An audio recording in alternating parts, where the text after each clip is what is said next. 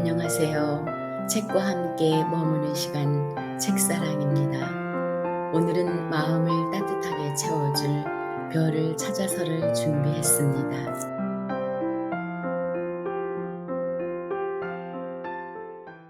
밤하늘을 올려다보면 셀 수 없이 많은 별들이 반짝입니다. 그러나 그 무수한 별빛 속에서도 유독 내 마음을 끌고 오래도록 시선을 머물게 하는 별이 있습니다. 그것은 단순히 하늘에 떠 있는 빛의 조각이 아니라 내가 잃어버린 꿈이자 아직 만나지 못한 희망이며 언젠가는 반드시 찾아가야 할 길잡이 같은 존재입니다. 김민희 작가의 별을 찾아서는 바로 그 별을 향한 여정을 담아낸 책입니다. 삶의 무게에 눌려 길을 잃은 순간에도 마음속 어딘가에서 여전히 꺼지지 않고 반짝이는 별 하나를 바라보며 다시 일어서는 이야기.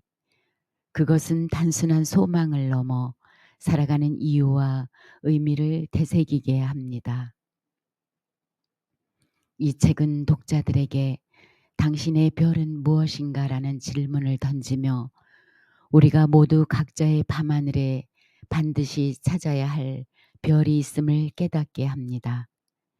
그 별은 때로는 사랑이 되고 때로는 용기가 되며 또 어떤 순간에는 잃어버린 나 자신이 되기도 하지요. 김민희 작가님은 문학 박사이자 수필가, 시인 칼럼니스트로 활동하고 계십니다. 충남 청양 출신으로 사람과 사람 사이, 별과 별 사이의 인연을 따뜻하고 순수한 언어로 엮어내는 분이죠. 별을 찾아서는 스승과 아버지에 대한 그리움, 인생의 인연과 삶의 깊이에 대해 담은 수필집입니다. 삶의 다양한 순간 속에서 별을 통해 우리 모두의 이야기를 비추고자 하는 작품입니다. 별을 사랑한 소녀. 소녀에게 일과를 마치고 동산에 오르는 일은 거룩한 의식이다. 화가가 검은색 캔버스에 하나씩 샛노란 별을 그리듯 밤하늘은 숨겨두었던 별을 하나씩 꺼내놓고 있었다. 소녀는 두 손을 모으고 소리 없이 탄성을 지른다. 별을 대하는 순간은 가장 순결하고 착한 소녀가 된다. 햇볕이 눈을 뜨지 못하리만치 강한 낮에도 틈만 나면 하늘을 우러른다. 거기 그 자리에 소녀의 별이 있다고 여기고 활짝 웃는다. 누군가 소녀 홀로 하늘을 우러르고 해실 미소를 짓는 모습을 본다면 뭐라 말할까. 소녀는 꽁꽁 대지를 헤집고 연두색 새싹이 돋고 노란 민들레 꽃이 피는 것이 별의 힘이라고 믿는다. 벚꽃이 불꽃처럼 폭발하는 모습과 소쩍새의 구슬픈 노랫소리도 별이 가져온 것이라고 믿는다. 하여 꽃들이 하염없이 낙화하는 모습도 의연하게 바라볼 수 있었다. 뜨거운 태양 아래 진흙탕에서 합장하는 연꽃의 탄생은 누구의 능력인가? 호흡이 멎을 듯이 뜨거운 여름 한낮에 송골송골 맺힌 땀방울을 손등으로 닦으면서 찡그리지 않는 이유였다. 매미의 노랫소리가 귀에 따갑게 다가올 때 7년 동안 어둠 속에서 비상을 꿈꾸었다는 사연을 들려준 것도 별이었다. 찬설이 다녀간 가을날 별 모양의 단풍잎이 소녀의 발에 떨어졌을 때 소녀는 별이 내려왔다고 생각했다. 사람들은 낙엽이라고 부르지만 소녀의 눈에는 세월을 유영하고 찬란하게 떨어지는 별똥별이었다. 가을의 모퉁이에 힘겹게 피어난 가을 민들레를 보았는가. 모두 떠난 자리에 오롯이 그리움을 안고 뒤늦게 피어난 모습을 보고 전율하는 소녀가 있다. 소녀는 고단한 여정을 걸어왔다. 철없던 시절에 하고 싶은 공부는 하늘만큼 땅만큼 간절했다. 공부와 일의 순서를 바꾼 것은 소녀만의 운명이었을까? 소녀는 뒤늦은 나이에 공부하느라 끙끙하고 있다. 그래도 마냥 행복하니 소녀 앞에서는 할 말을 잇는다. 소녀는 남을 배려하느라 전전긍긍했었다. 소녀의 미소와 눈물조차 누군가의 슬픔을 덮어버리고 기쁨의 불꽃을 작게 만들까봐 조심했었다. 단체에서 소녀에게 일을 위임했을 때 단체를 위해 최선을 다하여 행사를 마친다. 소녀의 몸부림은 행사를 빛낼 수 있기를 바랐다. 그게 전부였다. 하늘은 스스로 돕는 자를 돕는다. 빛나는 진리다. 소녀가 무엇을 바라고 한 것은 아니었는데 일제히 초점이 소녀에게 향했다. 소녀는 스포트라이트를 받고 엎드렸다. 소녀가 꿈의 언저리를 배회하면서 가없는 발돋움의 결과였음에도 불구하고 살피고 삼가면서 주변을 헤아렸다. 소녀는 바람의 심술에 시달리고 채찍이 휘두른 상흔을 안고 침묵했다. 견딜 수 없이 힘들고 통증으로 신음하면서 인내했다. 하늘이 착한 사람은 반드시 복을 준다는 진리를 믿고 기다렸다. 시간이 신압으로 흐르면서 변하는 것은 아무것도 없었다. 바람은 잦아들지 않았다. 하늘은 소녀의 기도에 침묵했다. 그렇게 아픈 시간을 지나면서 소녀 스스로 성숙하고 있었다. 사람과 사람 사이 꽃처럼 아름답고 별처럼 향기로운 사람들만 있는 건 아니라는 것을 배웠다. 두 개의 얼굴로 부끄러움조차 모르고 뻔뻔하게 사는 사람도 덜어 있다는 것도 알게 되었다. 소녀는 악이 만천하에 드러나고 선이 당당하게 빛날 수 있으리라 믿었다. 그 모든 것이 소녀의 달콤한 꿈이었다는 것을 다시 깨닫는다. 어른들은 하나같이 그랬다. 악한 사람을 보고 그럴 수도 있다고 했다. 소녀 혼자서 상처를 떠안고 지내면서 자신이 바보인가 갸우뚱하고 있다. 소녀는 굳게 다짐을 한다. 세상이 기울어지고 사람들의 생각이 비스듬히 누워도 소녀는 꿋꿋하게 살겠노라 결심했다. 아귀 다툼 같은 사람들 속에서 멀어지기 위하여 걸음을 재촉한다. 소녀는 하늘이 무너지는 순간이 오더라도 부끄럽지 않은 삶을 살겠노라 입술을 지그시 깨문다. 별을 사랑한 소녀, 수필집 원고를 최종 검토한 별이 지어준 이름이다.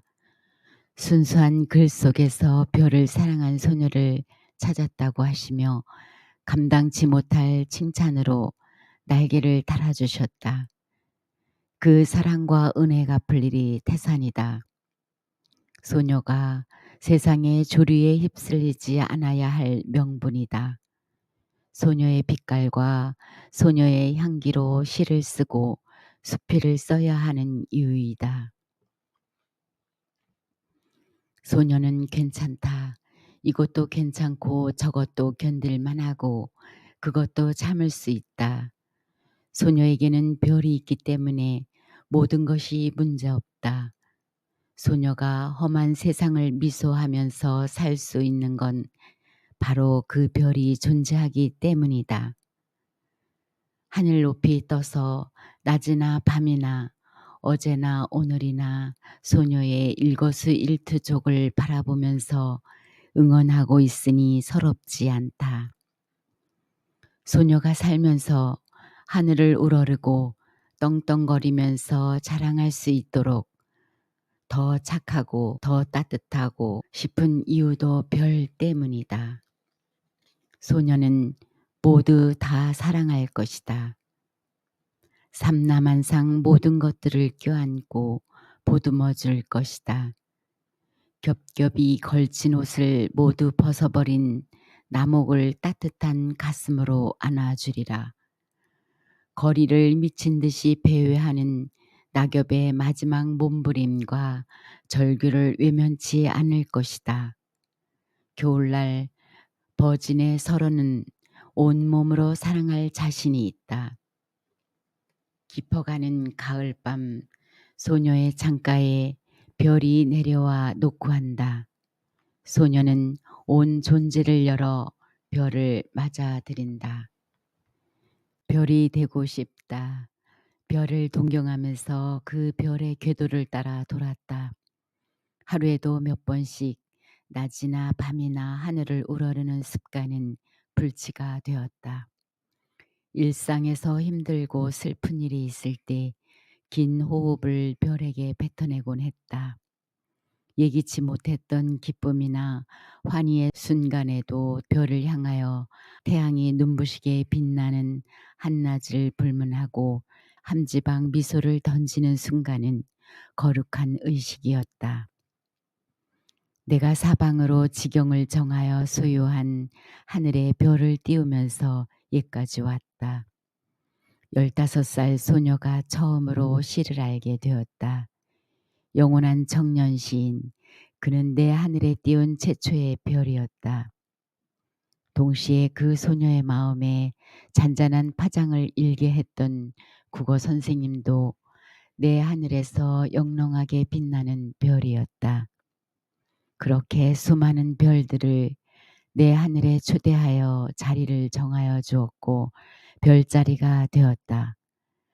내 하늘에서 빛나는 자랑스러운 별, 별, 별. 그 별들을 감상하면서 별이 되고 싶은 꿈을 꾸었다. 시인의 별을 우러르면서 그렇게 순수하고 맑은 시인이 되고 싶었다. 80대 이국의 노학자가 미래를 위하여 눈물 글썽이는 모습에 바르르 떨면서 그런 어른이 되고 싶었다.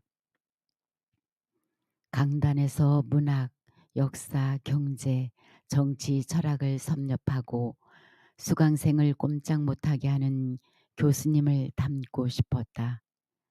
한국어로 지구촌을 쥐락펴락하는 스승님의 발자국을 따라 걷고 싶었다. 수강생들의 영롱한 눈동자에 희미하게나마 빛나는 별이 되고 싶어서 몸부림치는 날들이었다. 참으로 고단한 여정이었다. 그때 무엇 하나 풍족하지 않았던 결혼 초기였다. 나름대로 모든 방면에서 최선을 다하고 싶었을 게다.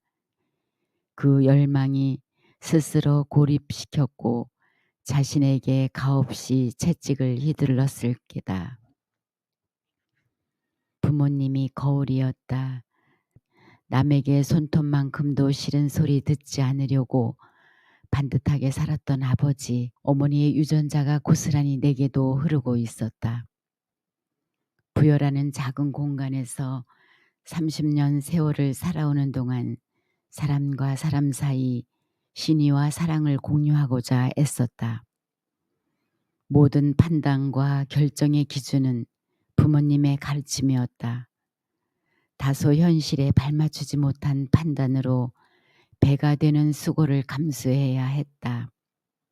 서투른 손익계산으로 바보처럼 착하다는 칭찬 아닌 칭찬을 듣고 쓸쓸하게 조소한 적도 부지기수였다. 나는 수없이 갈등했었다. 어떻게 살아야 하는지, 왜 그렇게 살아야 하는지, 더러 처세술에 능한 사람을 본보기로 삼고 따라하려고 한 적이 있었다. 간혹 참담한 말을 거침없이 내뱉은 사람이 아무 시련 없이 잘 사는 모습을 보고 하늘을 우러러 갸우뚱한 적도 있었다. 산더미만한 근심거리를 옆으로 밀어버리고 훨훨 자유롭게 날아다니는 사람을 동경한 적도 많았다. 그러나 나는 나답게 살기로 작정했다. 내가 부러워하는 사람들을 쫓아 살려고 했더니 내게 어울리지 않는 옷을 입은 형상이었다.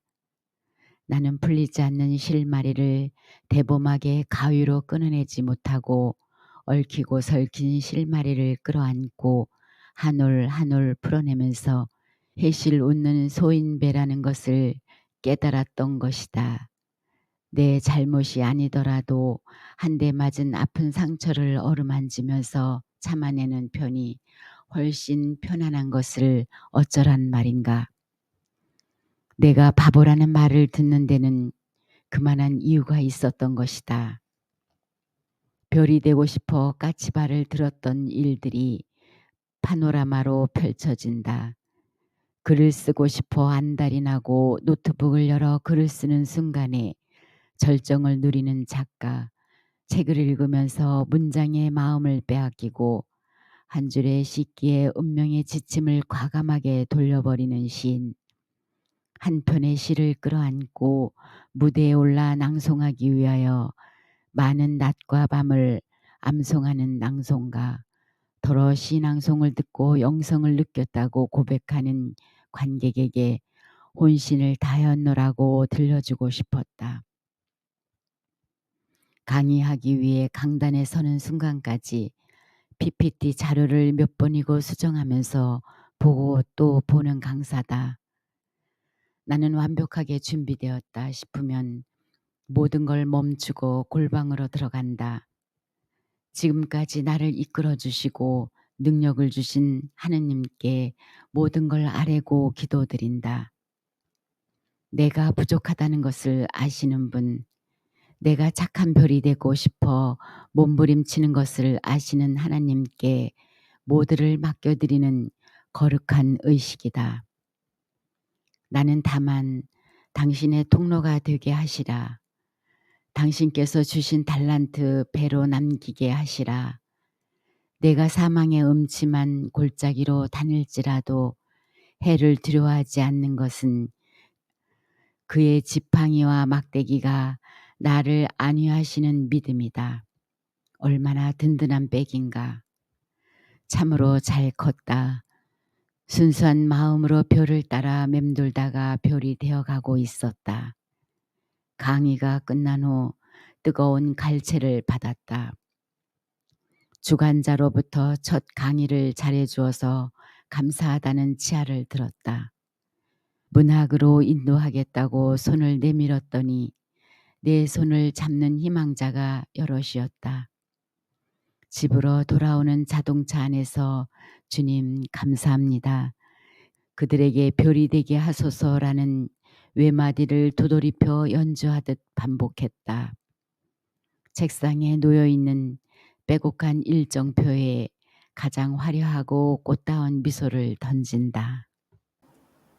우리가 살아가는 하루하루는 때로는 어둡고 고단하게 느껴지기도 합니다. 하지만 그 속에서도 작은 빛을 바라보며 걸어갈 수 있다면 우리의 삶은 결코 외롭지 않지요.